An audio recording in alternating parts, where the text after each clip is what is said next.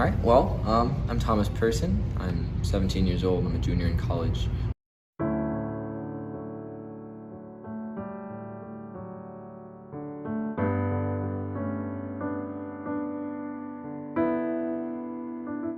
I'm initially from Minnesota. My family moved down here early June. Been a Floridian now for 3 months. Been trying to get used to the weather and the whole life shift down in a different part of the country. Let's see, I started playing piano really when I was a kid.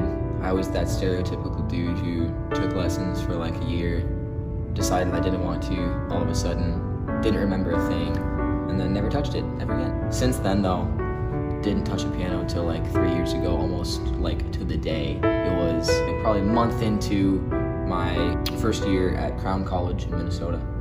There's just this beautiful grand piano. No one would ever touch it.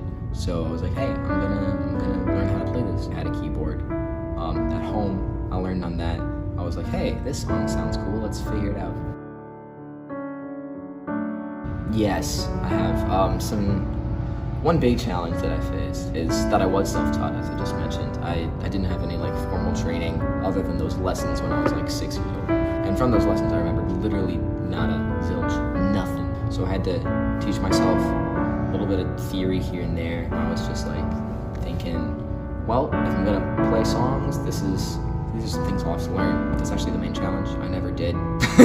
I was like, oh, I gotta learn how to read. But I just never got around to it. So here I am 3 years later, majoring in piano.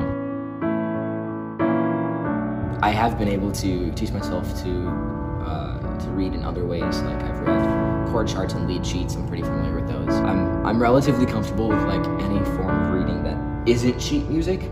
But like if you played me a recording of that same thing, okay, I understand that, figure it out. I'm still working on that whole reading thing. Gotta overcome that one.